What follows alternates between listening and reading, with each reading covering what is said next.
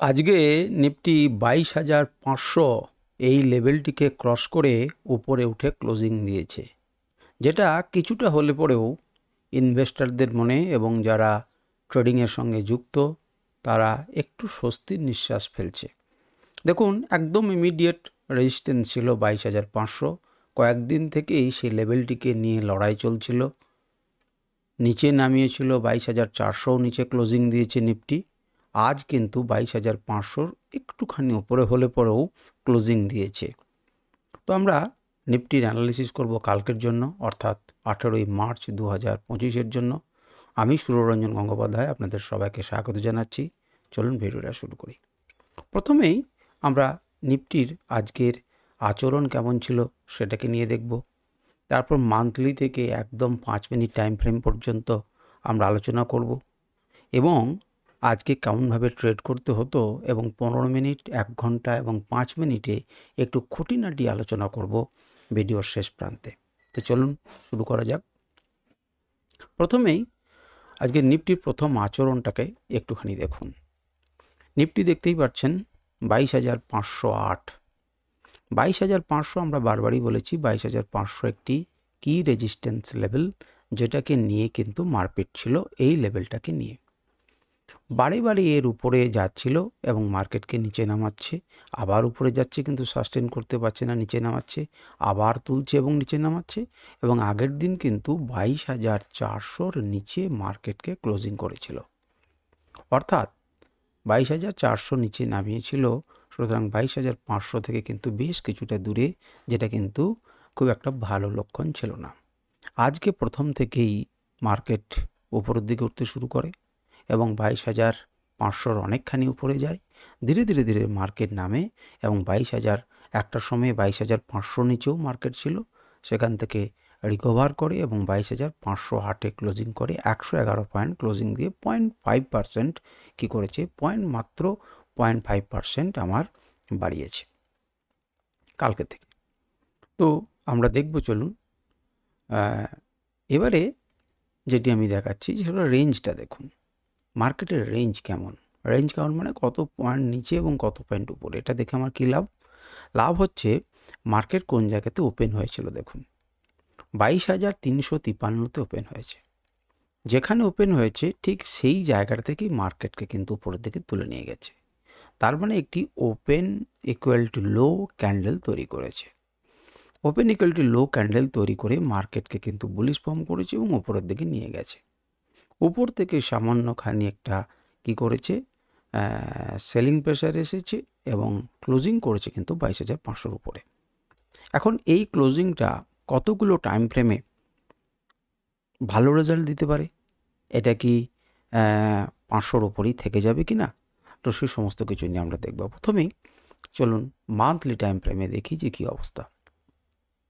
দেখুন, monthly time ফ্রেমে আমাদের চোখের সামনে যেটি রয়েছে সেখানে খুব পরিষ্কার যে উপরে যে আমাদের রেজিস্ট্যান্সটা আছে, সেই রেজিস্ট্যান্সটা কিন্তু এখনও পর্যন্ত ব্রেক করে ক্লোজিং দেয়নি, দেওয়ার সময়ও হয়নি। কারণ এখনও পর্যন্ত বেশ কিছুদিন আছে, এখন তো সবে 17 তারিখ মার্কেট শেষ হয়েছে। আমাদের এই মার্কেট মার্চ মাস শেষ হতে এখনও পর্যন্ত অনেক দেরি। সুতরাং ততদিনে এর উপরে ক্লোজিং দেয় কি না সেটা আমরা দেখব। কিন্তু যে রেজিস্ট্যান্সটা ছিল, যেখান থেকে একটু নিচে নেমেছিল, তার কাছাকাছি পর্যন্ত গেছে, এটি কিন্তু একটা স্বস্তির নিঃশ্বাস। আমরা দেখব মার্চ মাস পর্যন্ত কি করে। এবারে আমরা যদি উইকলি টাইম ফ্রেমে যাই, তাহলে উইকলি টাইম ফ্রেমে গেলে পরে আমাদের কি মনে হচ্ছে। দেখুন, উইকলি টাইম ফ্রেমে আমাদের যেখানে ক্লোজিং দিয়েছিল এইটার নিচে, আজ কিন্তু মার্কেট সেখান থেকে তুলে নিয়ে তার উপরে ক্লোজিং দিয়েছে। উইকলি টাইম ফ্রেম কিন্তু এখনও শেষ হয়নি। কিন্তু আপাতত দেখে কি মনে হচ্ছে, মনে হচ্ছে মার্কেটকে দেখুন, একবার নিচে নামালো, মার্কেট সেখান থেকে তুললো, আবার নিচে নামালো, আবার মার্কেট তুললো।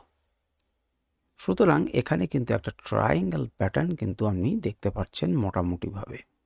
এই প্যাটার্নের মধ্যেই কিন্তু আমরা দেখিয়েছিলাম যে সীমাবদ্ধ থাকছে। মার্কেটকে উপরের দিকে গেছে, কিন্তু উপর থেকে কিন্তু কী পাচ্ছে, রেজিস্ট্যান্স পাচ্ছে। কিন্তু ইমিডিয়েট একটা দিনেই, সোমবার দিন কিন্তু এই রেজিস্ট্যান্স লেভেলের উপরে আছে। কাল যদি এটাকে ক্রস করে উপরের দিকে ওঠে এবং সপ্তাহের শেষে যদি শুক্রবার পর্যন্ত যদি এর উপরে ক্লোজিং দেয়, তাহলে আমরা বলতে পারি যে উপরের দিকে মুভমেন্টের জন্য একটা রেডি আছে, এই রেঞ্জটাকে সে ভেঙেছে।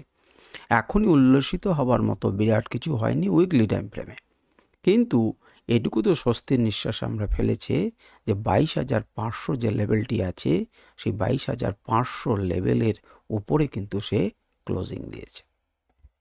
সুতরাং উইকলি টাইম ফ্রেমে যদি বলতে হয় তাহলে বলতে হবে এখন উইকলি টাইম ফ্রেমে বলবার মতো কিছু আসেনি, কিন্তু নিচে থেকে একটা open equal to low candle তৈরি করে ওপরে নিয়ে যাচ্ছে, যে লক্ষণটা একটা ভালো লক্ষণ হতে পারে।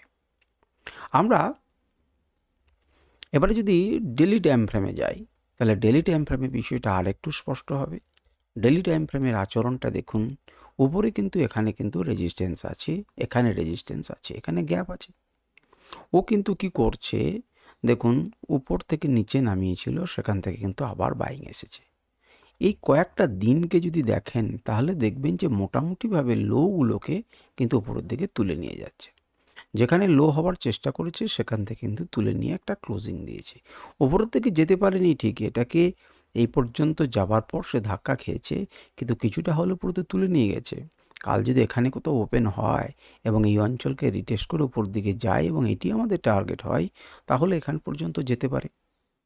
এখন এখানে গিয়ে যদি এরকম জায়গাতে ক্লোজিং দেয়, অর্থাৎ গ্যাপটাকে কিছুটা পরিমাণ ফুল করে, কিছুটা পরিমাণ করে এবং তারপরের দিনে ধীরে ধীরে যদি উপরের দিকে যায়, তাহলে আমাদের পক্ষে ভালো লক্ষণ হবে।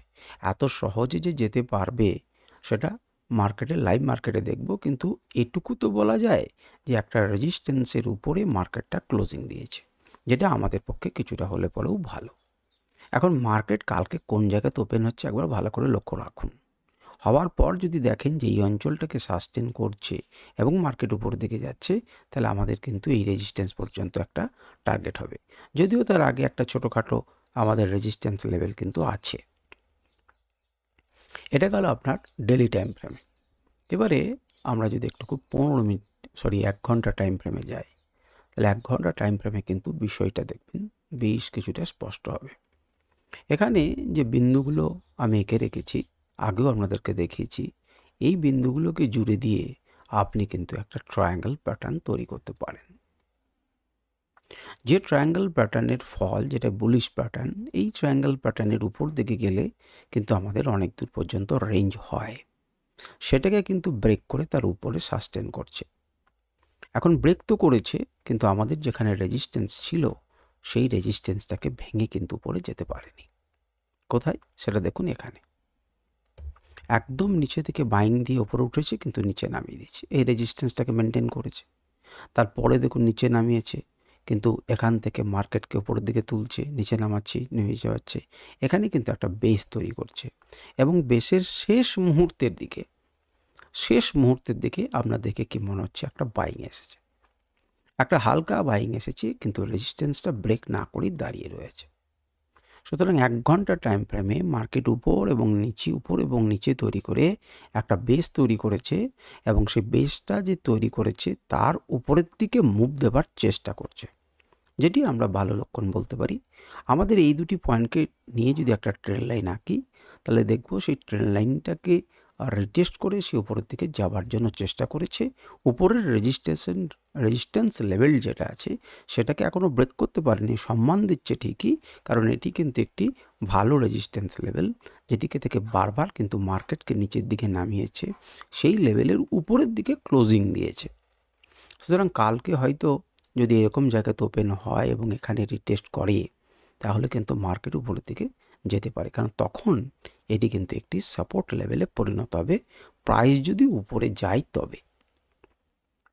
কিন্তু আপাতত দেখে কি মনে হচ্ছে উপরের দিকে যাবার জন্য সে রেডি হচ্ছে।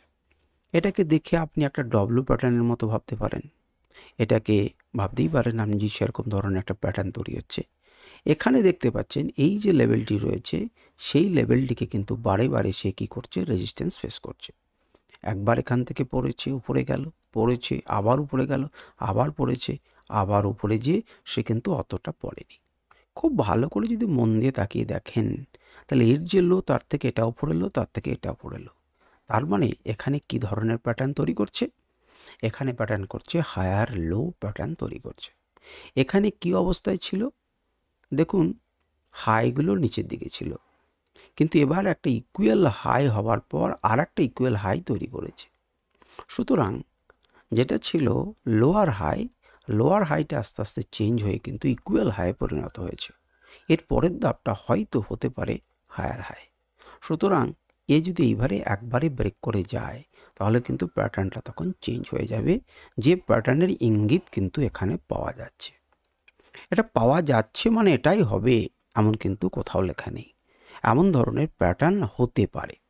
সুতরাং আপনারা নজর রাখুন কোন জায়গাতে ওপেন হচ্ছে, আপনারা নিজেরা সাপোর্ট রেজিস্ট্যান্স আঁকুন এবং তার হিসেবে আপনারা বিচার করুন। আমার ভিউটা আমি আপনাদের সামনে শেয়ার করলাম।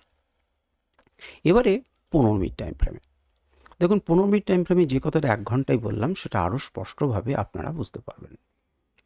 ওই একই রকমভাবে আপনি ট্রায়াঙ্গেল আঁকতে পারতেন, ওই কটা বিন্দুকে নিয়ে আপনি ট্রায়াঙ্গেল আঁকতে পারেন, যে ট্রায়াঙ্গেলটা আঁকলে পরে আপনি একটা স্পষ্ট নির্দেশ কিন্তু পাবেন। এখানে একটা ট্রায়াঙ্গেল আঁকতে পারেন। দেখুন একই রকমভাবে সেখানে কি করছে, এই রেজিস্ট্যান্সটার উপরে যেতে পারছে না, কিন্তু এখানে একটা ডব্লিউ প্যাটার্নের মতো তুলেছে এবং যেটি দেখতে পাচ্ছেন সেটা লোটা কিন্তু অতটাখানি নয়। এখানে যে সুইংটা তৈরি করেছে, এখানে যাওয়ার পর এটা, তারপর আরেকটু নিচের দিকে গেছিলো, তারপর কিন্তু এইরকম সুইং করে দাঁড়িয়েছে। অর্থাৎ উপরের দিকে একটা টেন্ডেন্সি রয়েছে মার্কেটের উপরের দিকে যাবার।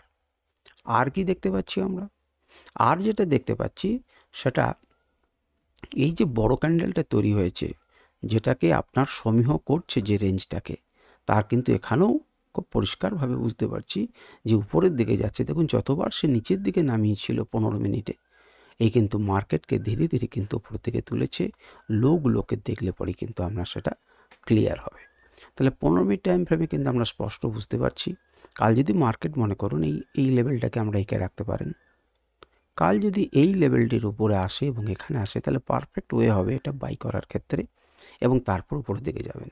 আমি এখানে বলে রাখি, আমি আপনাদেরকে কিন্তু বাই সেল রেকমেন্ডেশন দিচ্ছি না। লাইভ মার্কেট কিন্তু সম্পূর্ণ আলাদা জিনিস। এখানে বসে আমার ভিউ তৈরি করা আর লাইভ মার্কেটের সিচুয়েশন অনুযায়ী ট্রেড করা কিন্তু সম্পূর্ণ আলাদা হতে পারে, ফিলিংস আলাদা হতে পারে, অনুভব আলাদা হতে পারে। সুতরাং আমি এখানে কি হতে পারে সেই নিয়ে আলোচনা করছি। আপনারা সেরকম অনুযায়ী লাইভ মার্কেটে কিন্তু ট্রেড নেবেন না। এটাকে ভেঙে একদম সম্পূর্ণ নিচের দিকে চলে আসতে পারে। সবসময় কিন্তু আপনি রিস্ক রেওয়ার্ড রেশিওকে মেনটেন করুন, এবং আমারই কথা শুনতে হবে এমন কিন্তু কথা নয়। আপনারা নিজেদের বিচার বিশ্লেষণ করুন এবং সেই অনুযায়ী ট্রেড নিন। 15 মিনিট তো আমাদের হয়ে গেল, এবং 15 মিনিটে যদি আমরা একবার মুভিং অ্যাভারেজগুলো লাগাই তাহলে কিন্তু কি দেখব না, 15 মিনিটে মুভিং অ্যাভারেজগুলো যদি লাগাই তাহলে কি দেখছি একবার দেখি। দেখুন সব এক জায়গাতে এসে এরা দাঁড়িয়ে আছে, একটা শক্তিশালী কি তৈরি করছে, একটা সাপোর্ট জোনকে কিন্তু তৈরি করছে।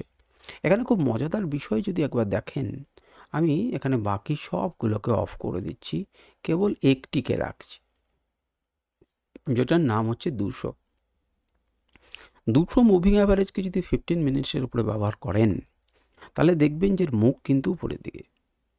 নাম্বার 1 এখান থেকে সাপোর্ট নিয়েছে, নাম্বার 2 এখান থেকে সাপোর্ট নিয়েছে, মোটামুটিভাবে বলতে পারেন নাম্বার 3 এখান থেকে সাপোর্ট নিয়েছে, নাম্বার 4 সাপোর্ট নিচ্ছে, এবং এর মুখ কিন্তু উপরের দিকে, এবং এ কিন্তু হয়তো আবার নিচে এসে সাপোর্ট নেবে, আবার হয়তো নিচের দিকে এসে সাপোর্ট নেবে, এবং এইভাবে কিন্তু সে উপরের দিকে যেতে পারে। সুতরাং 200 মুভিং অ্যাভারেজ কিন্তু উপরের দিকে যাচ্ছে, এবং যতবার এর কাছাকাছি এসেছে মার্কেটকে কিন্তু সাপোর্ট নিয়ে সেখান থেকে একটা আপমুভ দিয়েছে।